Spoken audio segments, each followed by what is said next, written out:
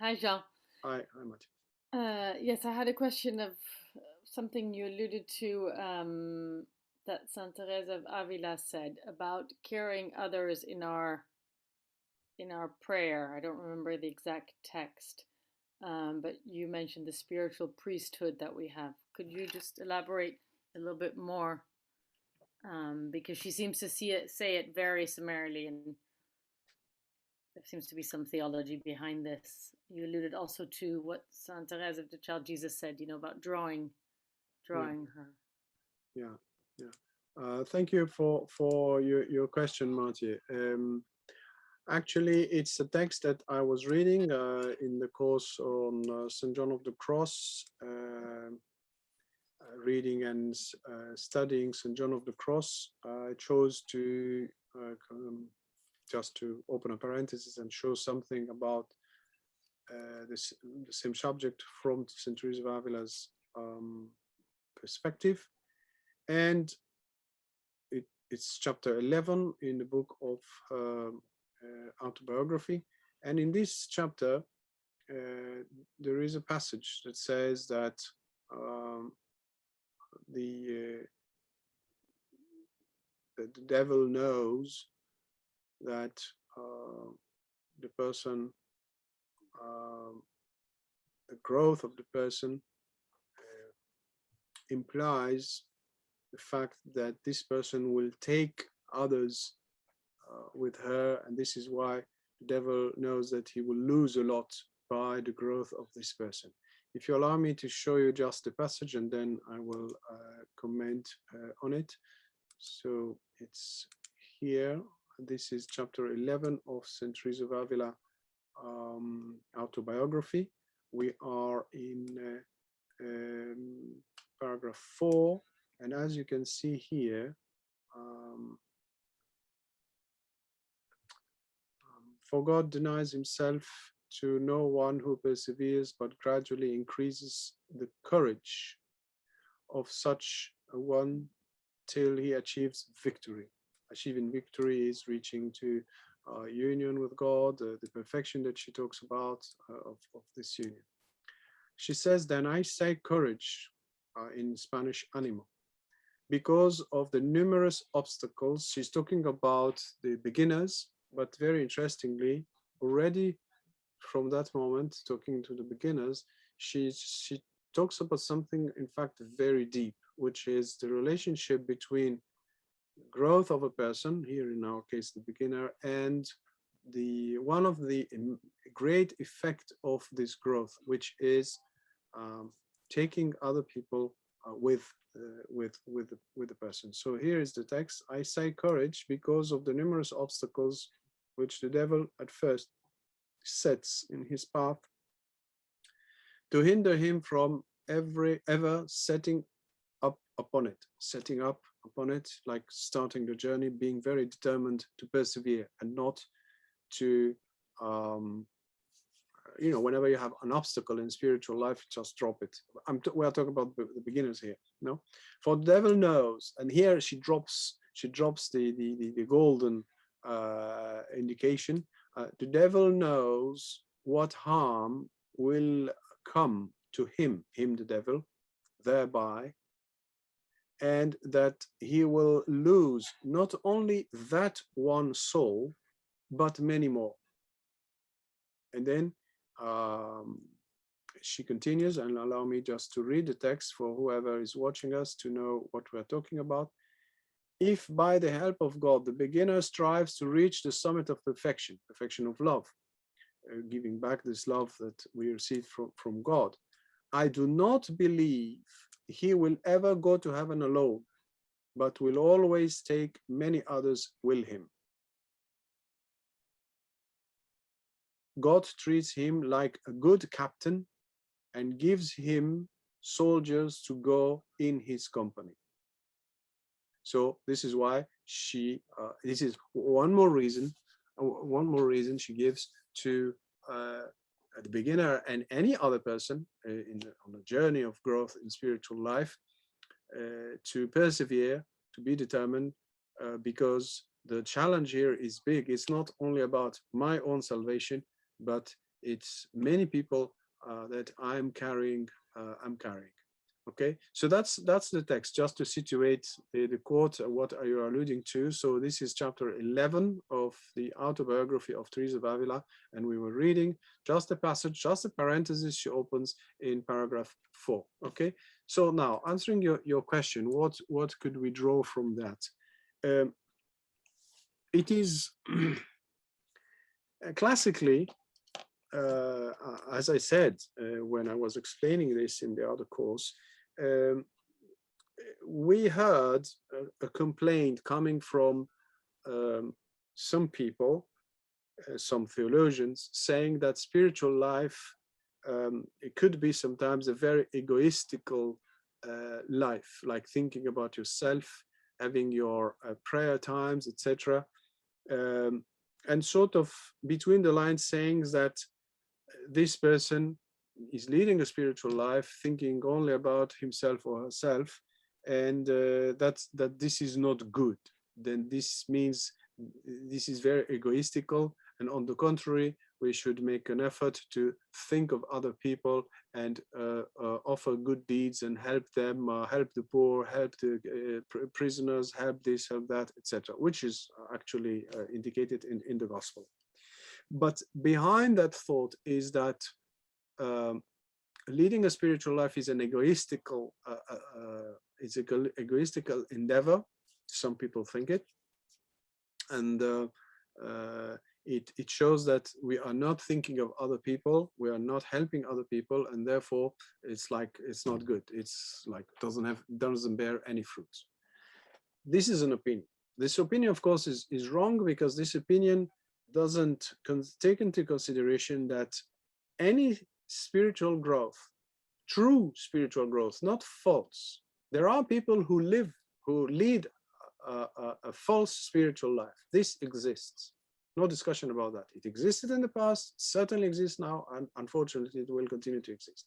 There are people who imagine things, illude themselves, and they're not really having a true spiritual life. But here we're talking about a true spiritual life with proper discernment, making sure that the person is really doing God's will and not just imagining things, or because you read a text that you think that you reached that level. No, some people would read certain passages in Teresa of Avila, John of the Cross, or whoever saints, and would say, oh, I know about that. So you would sort of convince yourself that you reached that point. Okay.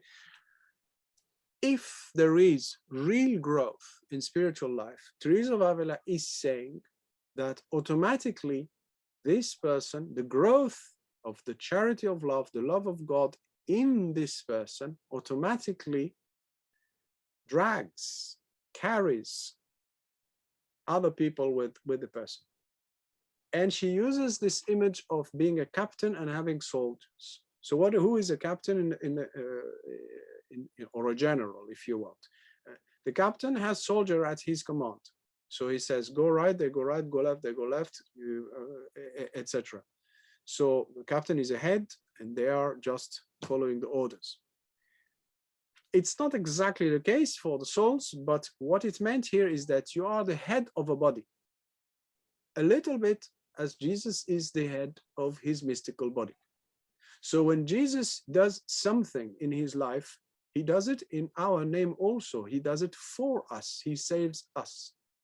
And in his amazing love and mercy, he wants each one of us to do something a little bit similar, in the sense that whenever you draw closer to Jesus, you need to remember that you are the head of another mystical body. It's not used, we don't use this image. Some people would find it audacious, but in fact, we use something else, which is called spiritual priesthood or priesthood. The priesthood, the baptismal priesthood. What is baptismal priesthood? Is it only, as some texts in the church allude to, which is the capacity, being empowered because of our baptism to offer ourselves to the Lord? That's not only that. The spiritual priesthood is also something very deep. Saint Therese of the Child Jesus illustrates it toward the end of manuscript C of autobiography, Story of the Soul, or the manuscripts, autobiographical manuscripts, manuscript C, she says, God taught me how to pray. Of course, she did pray before, but toward the end of her life, God simplified her prayer. And she said, in one of the verses of this Song of Songs of Solomon, she found that, draw me and we will run. This is what the bride says to the groom in the Canticle of Canticles, the Song of Songs of Solomon. She says that this encapsulates my prayer. But we need to be careful that she is touching here on a deeper doctrine, which is not often explained, of this relationship that you are a priest, and a priest here in the sense that you represent and you work for others. It's like a mother who is pregnant and she is feeding her children in her tummy, you see, in her womb. So what I'm saying here is that we become aware that anything we do involves some other people, exactly as Jesus did, exactly as Mary did. But this is the effect of the love of God. The love of God is altogether virginal and generates or creates a motherhood, both. Mary is virgin and mother. The love of God is virginal, it unites us to God, but it's also fruitful, it bears fruits. I cannot love God without bearing fruits, doesn't make sense. And there is no growth. This, I'm answering here the objection I mentioned earlier on. I cannot love God truly if I'm not loving my brothers and sisters. This is what Jesus taught us. He said, these are part of me and they are part of you. The Eucharist that I receive is Jesus' body, but it contains also the body of all the people in the church where I'm receiving communion and all the people everywhere in the world. So I'm not receiving just Jesus, I'm receiving the whole Jesus. So this new dimension, I may explain this when I explain Christ in spiritual life in solid foundations. You know? This means that any act of mine has always a double dimension, act of love. I draw closer to God, and in the same time, it has an invisible silent effect on many people. Now, how many? The more I grow, the number grows. The more I grow spiritually, the number grows. This is why the text I read earlier on from Teresa of Avila says, the devil knows that when you grow, he's losing souls. This is why he fights back.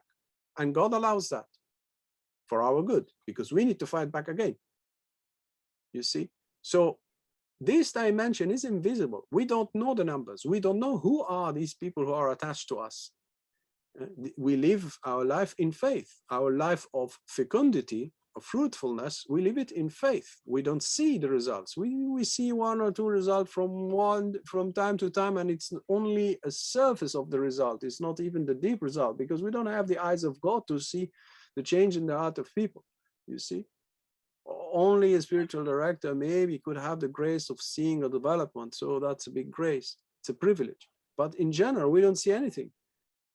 We don't see the fruits of our work, you see. So is it only by helping the people that this is all what we can do to humanity? Not at all. Is it only by having the children that we have? We had one child, 2, 3, 4, 6, 7. I don't know how many children some people have in their family. Is this all your fruitfulness? Of course not. Of course not. And what you do to one of your children has repercussions on all these soldiers behind you, soldier or the flock or your body, your spiritual, your mystical body, you see. So different aspects here should be kept in mind. The more I grow, the number grows. The union with Jesus is a union with his body, which in a way is my own mystical body. So I am in charge of people. So anything I do benefits or doesn't benefit a crowd behind me.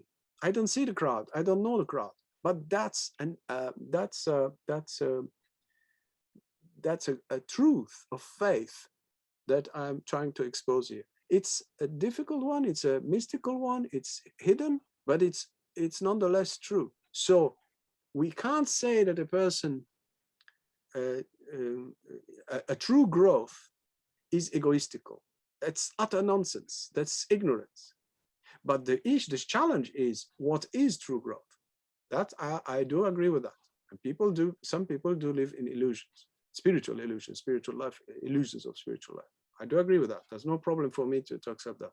But we can't say that true growth is egoistical, because there is no possibility for a true growth to occur if there is egoism and egoistical behavior. That's not possible, because true growth needs, in order to happen, for us to come out and love, and not only love Jesus. That's not enough. St. John of the Cross says, you want to trigger growth, spiritual growth, and I can give you the quote. I think it's in stanza 10, I think, in Spiritual Canticle. He says, if you want to trigger, if you want almost to push God's hand into generating growth in you, increase your love for your neighbor. So it's impossible to grow spiritually if we don't love Jesus' body. And Jesus' body manifests itself in millions of ways, but realistically, it starts with the closest circle to me, which is at home, then neighbors, then work, then this, then that, family, etc. But it should cover, it should reach the extremities of the world. So I don't know if I answered your question. Please tell me if you. No, it's very clear. It's a beautiful, beautiful teaching, and isn't it? I remember hearing it actually a little bit before, but it was new then, and it's I guess you have to stay humble. The spiritual priesthood part of it is awe-inspiring, actually. Awe-inspiring, yeah. It's a responsibility. Well, that's what it's scary. Absolutely, I am very scared, because any act that is a sin, it's damaging not only me, but making other people lose the opportunity for growth. By the way, the theology of Vatican II, the ecclesiology, which is the theology of the church, or the theological understanding of the church, it says the following. One of the texts, I don't remember which one. It says, whenever we sin, our sins affect the church. They have an effect on the church. So some people say, oh, I sinned. This is between me and God, but who cares? The rest of the people are fine. No. The theology of Vatican II says the following: any sin has two repercussions. One is the offense given to God, but one is the lowering of the charity and then the offense of Jesus' body. So when I go to confession and say, okay, Father, bless me for I've sinned, etc., and then I say my sins, I say I ask God for forgiveness. That's true. But I asked the church for forgiveness. I asked people who don't know Jesus, who would have known Jesus. I wear it if I, how do you say it in English? If I haven't sinned, where I would say. So, I wouldn't have sinned. Yeah, they would have discovered Jesus, but because of me, no, they didn't. So I deprived people from Jesus because of my sins. So when I go to confession, it's not only God, it's the church. And you see what I'm trying to say? It's very deep, this truth when we say that any sin affects the church. It's talking about this. It's talking about the fact that we are all the communion of saints, but the communion of the entire body, and also the potential body. When the priest prays in the Eucharistic prayer, one of the Eucharistic prayers say, and all your sons scattered all around the world. that are not yet your sons, in the sense of they don't belong to the church, physical, I mean, officially, but they are there everywhere. But God knows, we are surrounded by how many billion we are today? 8? I don't remember now. 7, 8? I think count. almost 8, yes. Yeah. So imagine, how many are Christians? No, 1. no, more than one. More than one. But still, you have like 6 billion. 6 billion included in the Eucharistic prayer, and all your children scattered are all around the world. It's, I think, the 3rd Eucharistic prayer. So do we think about this? Do you think that the fact that I'm not a good Catholic or not good enough has repercussions on the rest of the world, on the people who yet don't know Jesus and are supposed to know Jesus? Why China doesn't know Jesus? I want to know. Why India doesn't know Jesus? I want to know. The amount of Christians there is very little in India, very little in China. Why? Why? Why? Why Russia became atheist? Why?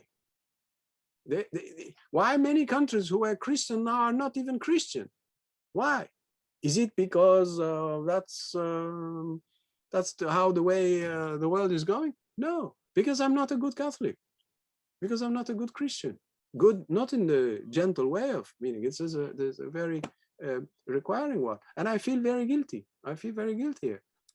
You see, so you see the connection between our growth, and here it's not being missionary outwardly, like I'm going to preach Jesus in the street, or going to preach Jesus, I don't know, in China or in India. No. But you're still more on the front line when you do that.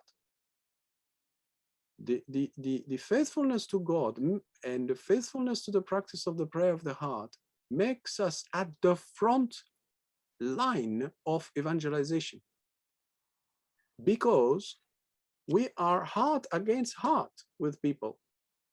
We are not mouth against ear through sound of voice preaching Jesus. No, our heart is against the heart of the people who are supposed to be evangelized. And this matters much more. It doesn't mean that we shouldn't preach the gospel. We should keep preaching the gospel. That's very important. But if we don't have the frontline people, there is no change possible in the world. This is why whoever practices the prayer of the heart is a missionary par excellence. So it doesn't make sense, because you want mission only by talking. Do you think that this changes the soul of the people? No. But the practice of the prayer of the heart is a missionary action, because it puts us against the heart of the person who needs to change. This is why sometimes you can feel very depressed while you are practicing the prayer of the heart. You don't feel consolation. Who says you need to feel consolation? Who said that? Who said that? Nobody. But you might feel depressed because you're too close. Because of your love of Jesus, he puts you too close to a person who needs that help. So what is happening here? The grace of God goes through you to this person. This is to be a real bride. A real bride is a mother. Spiritual priesthood is a mother. Is a priest. A priest is a father or a mother. No. So a spiritual priesthood is to be a mother. Why do I want to be a bride and not to be a mother? I don't understand. I don't get that. You see, people talk about spiritual marriage, but please let us talk about spiritual motherhood or fatherhood in the spiritual sense, not being a priest or being a mother at home, or you see what I mean? No. Mm-hmm. We are called, the union of God implies motherhood and fatherhood. It's not in the book, fine, but it's implicit. You see? So when Teresa of Avila says, yeah, the devil will lose, of course, because we grow we grow this, say 1,000 or 2,000 or 3,000 are given to you. You grow this, 100,000 are given. You say, but it was only 3,000. Why? How come we jumped to 100,000? Because the quality of the charity in us changed. So we are growing exponentially. We are not growing steadily. We are growing exponentially. So the curve is different. So the more the person is inflamed, the greater are the fruits, and the fruits are exponential. One day I couldn't find this text, but at a certain point, Teresa of Avila has a dialogue with Jesus and says, okay, all this suffering and thing, that I went through, how many souls do you give me? Do you give me 3,000? I don't remember the figure. He multiplied the figure. I don't remember now, maybe by 1,000 or 10 or 100,000. I don't remember. They said, oh, you want only 3,000? I give you this. I never found this dialogue between Teresa and Jesus, but it occurred. I read it many years ago. So you see, that's the type of thing. That's the type of dealings. This is the bargaining with Jesus. You see, like Abraham, he was bargaining. You see, so this is the real life. You see, this is the true evangelization. And again, I'm not saying let us only do this and forget about the rest. No. I'm saying we have to continue to evangelize, but we shouldn't forget that the core of the transformation is heart to heart. St. James says it. What is the cause of all the problems we have in the world? He says it's our heart. Why do we have wars? He said because we have war in our heart. No, desires, wrong desires, makes us start a war. Why do you start a war? Give me an answer. Why do you start a war? There's no reason to have wars. All what we do is to produce weapons, more weapons, more weapons, more weapons, and start a war. We are crazy. And we continue to do that as if nothing happened. And he says, why there is war? He says, because of the heart of the human being. So the problem is not strategies or decisions, it's the heart. So if the hearts change, things can change. Or who can change the heart? It's that type of prayer. It's something in the hands of God. We do not control that. We don't understand the ins and outs of it, but it does happen this way. You see, voila. I don't know if I answered your question, Marty. Yes, you did. Thank you very much. Okay. Much emphasis. Thank you, Jean. You're most welcome. Thank you. Just to quickly ask, when we go to confession, does this also repair a little bit the damage that we've done to those who we carry? Because you were saying that, the damage we can do with our sins to those behind us. Is God merciful in that way, or does it work differently? Or yeah, I like very much Saint Teresa of the Child Jesus underlining an aspect of God's love, God's charity, something deeper. When she says that God is not good in maths, and I think there is something very deep there. It's not just something silly she said. It's not silly at all. I think that the charity being the fire of God Himself, the fire of the Holy Spirit, is the only way out. After the sin, after our weakness, etc. It's by increasing that fire that God will compensate the previous loss. So I think it's just about that. I remember what Therese says. She says, God gave me a way to lift up the world. He gave me a lever, a fulcrum. The lever and the fulcrum. The fulcrum is Him and Him only, purity. So that's important. How can I repay? It's Him and Him only who will give me the fire, and I give Him back the fire. And the lever, she says, is the fiery prayer. I put it my way. I use my expression, but it's a prayer full of fire. So I think that that's the only way out. The only way to sort of progress and make for what was lost is to allow this fire and the leaning on God only, and not on anything that we would have done and what we could do or repair or etc. I think that love pays love, and we can't fathom what is God, being love, being fire, being the Holy Spirit. So I think that giving love to God showers again the entire world and compensates. So that would be my answer. All right, thank you very much. The fulcrum what is the prayer of the heart? The prayer of the heart seems something that permeates the entire life. What is prayer of the heart is to offer myself.